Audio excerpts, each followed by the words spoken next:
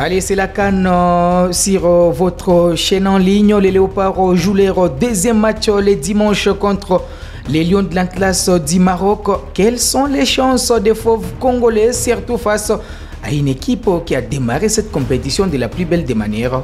On en parle sur Kivu Morning Post TV.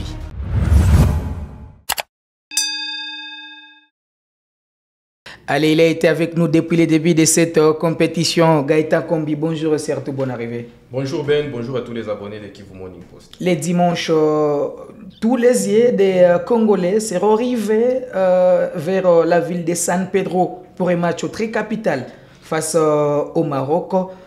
Les remakes certainement du tour des barrages de la Coupe du Monde 2022. On ne le souhaite pas, on ne souhaiterait pas prendre encore une lourde défaite comme c'est fait le cas lors des barrages qualificatifs pour la Coupe du Monde. On se rappelle tous de ces camouflets de Casablanca. Donc on espère que la RDC cette fois fera face à cette équipe du Maroc qui dégage quand même beaucoup de force, beaucoup de confiance aussi après sa large victoire en entrée face à la Tanzanie. Et inversement, il y a une équipe de RDC qui s'est sabordée lors de la première journée face à la Zambie. Donc si vous voulez, c'est un match sur papier déséquilibré entre d'une part une grosse équipe du Maroc composée d'énormément de joueurs de qualité contre une équipe de RDC qui a pris un petit coup derrière la tête après son entrée en lice un peu ratée face à la Zambie. Donc c'est dans ce cadre-là qu'il va jouer ce match-là. Alors si on revient sur ce tour des barrages, au match aller, c'est un match nul où Yohan Wissa se démarque en marquant l'unique but des Léopards après une belle prestation. On revient sur sa dernière prestation avec les Léopards face à l'équipe de la Zambie où il a été élu homme du match, où il a été honoré d'ailleurs par son équipe de Brentford en devenant le premier joueur à avoir inscrit un but dans une compétition comme la CAN. Déjà on se dit que Yohan Wissa c'est un élément à surveiller les dimanches, surtout pour les Marocains. Naturellement, ce sera l'homme à surveiller, comme il a été encore à Casablanca après avoir donné du fil à retour de la défense marocaine à Kinshasa. Donc naturellement, c'est sur lui qui sera briqué, braqué tous les yeux des défenseurs marocains et du peuple marocain, parce que les Marocains en ont un très mauvais souvenir. Et donc, c'est que ça tombe bien parce qu'il est aussi en forme. Il est en forme. On a vu qu'il commence à marquer des buts. Il a eu un gros passage à vide depuis son but face au Maroc à Kinshasa lors des barrages qualificatifs. Mais il est quand même sur un très bon cycle parce que sur les 3 derniers matchs officiels de la RDC, il a marqué 2 fois. Donc, ça sera forcément l'homme à surveiller. Et tant mieux pour la RDC d'avoir un bon Yohan Wissa. Alors, Gaëtan, quelles sont les chances de la victoire de la RDC? On sait bien que ça sera face à un demi-finaliste quand même d'une Coupe du Monde, les Maroc. Faudra-t-il reconduire la même équipe qui a fait jeu égal avec la Tanzanie ou carrément modifier l'ossature? Puisque quand même on a suivi des réactions de certains joueurs qui n'ont pas joué comme Fiston Mayele qui visiblement était déçu par la dernière confrontation face au Chipolo Boys. C'est un tout autre match. Ce ne sera pas la même chose que face à la Zambie. L'approche ne sera pas non plus la même. Moi, je me base beaucoup plus sur le contexte qui sera difficile pour les deux équipes, notamment le contexte climatique, parce que le match va se jouer à 16h, à 14h GMT. Et on sait qu'en Côte d'Ivoire, en ce moment-là, ça fait très chaud. Et donc, ça sera torréfiant pour les deux équipes. Et donc, il faudra déjà s'adapter à ces climats-là. Et on voit que la plupart des séances d'entraînement de la RDC depuis le match contre la Zambie se font à ces heures-là. Donc, il faudra s'adapter à ces climats très difficiles. Après, concernant l'approche du match, ce ne sera pas du tout le même match, ce ne sera pas du tout la même approche. On dit souvent que les grands entraîneurs ont cette intelligence-là de s'adapter à chaque adversaire. Ils prennent chaque adversaire comme il se présente. Le Maroc ne répond pas aux mêmes particularités que la Zambie. On savait que face à la Zambie, la RDC allait avoir le ballon, la possession du ballon, mais face au Maroc, ce ne sera pas du tout la même chose. On a en face de nous une équipe qui est composée de 11 gladiateurs, de 11 grands joueurs qui jouent dans les très hauts niveau, donc forcément ils auront le ballon et nous on les attendra derrière. Donc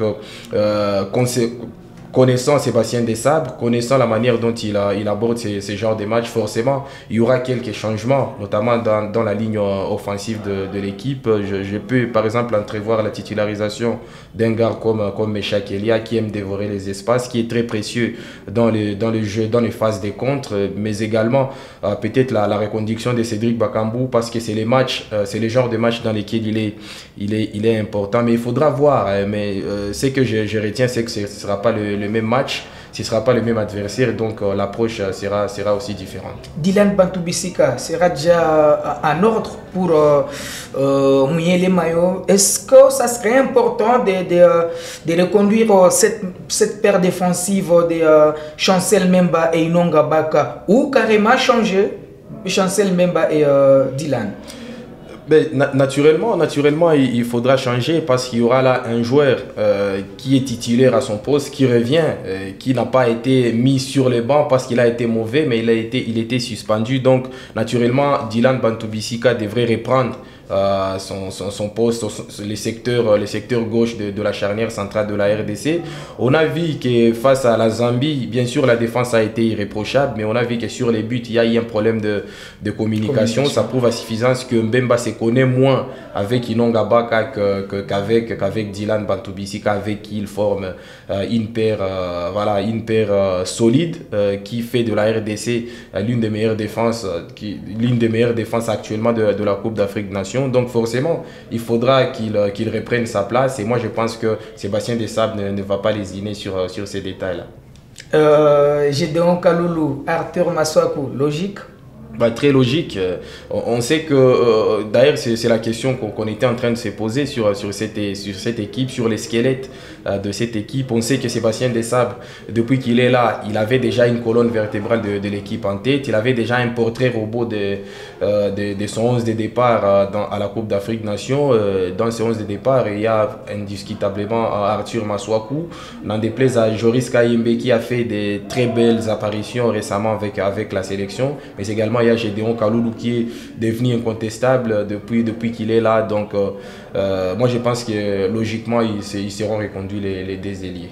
Alors, au milieu de terrain, où on a vu quand même Gaël Kakuta qui n'a pas tenu en fait les 90 minutes, où Théo Bongonda est venu pour colmater les brèches après sa sortie. Est-ce que vous croyez que ça serait important de démarrer cette rencontre avec les deux, Kakuta et Théo Bongonda? C'est ce qui sera le plus compliqué, parce que, comme je l'ai dit tantôt, l'approche du match ne sera pas la même que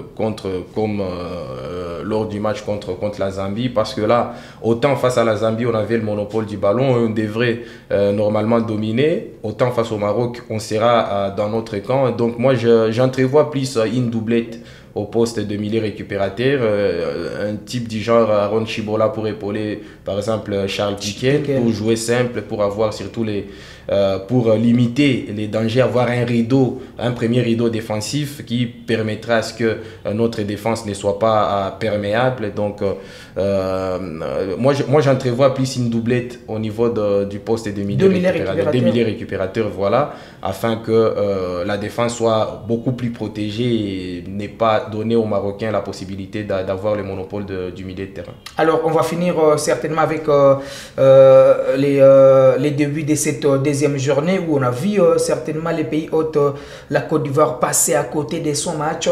Peut-on parler d'une équipe qui est déjà à la porte de l'élimination? Pas forcément, parce que dans cette configuration d'une CAN à 24, c'est compliqué d'entrevoir déjà l'élimination d'une équipe qui a déjà engagé 3 points. Donc 3 points, c'est énorme dans cette CAN à 24 où il y aura 4 meilleurs perdants. Donc moi, je ne vois pas la Côte d'Ivoire comme un sérieux candidat à l'élimination. Autant, d'ailleurs, à la dernière journée, la Côte d'Ivoire va jouer face à la Guinée équatoriale. Oui, on sait que la Guinée équatoriale est très bien dans cette Coupe d'Afrique des Nations, car il y a déjà 4 points à son compteur dans ce groupe-là. Un groupe très compliqué, mais moi, je ne vois pas la Côte d'Ivoire se faire éliminer avec 3 points. D'ailleurs, un match nul lors de la dernière journée suffirait pour les Ivoiriens. Allez, merci beaucoup Gaëtan. Je pense qu'on sera ensemble les lundis pour l'après-match du match des Léopards. Merci beaucoup, monsieur Ben. Allez, ça sera tout pour cette production. On revient sur les résultats du début de cette deuxième journée où on a vu certainement le Nigeria s'imposer devant la Côte d'Ivoire 1-0. Où dans ces groupes, la Guinée équatoriale va rester en tête avec 4 points, suivi par le Nigeria, 4 points également. La Côte d'Ivoire, 3 points. La Guinée-Bissau, 0 points. Et pour la dernière journée, la Guinée va jouer contre les Nigeria. Et puis la Côte d'Ivoire fera face à la Guinée équatoriale.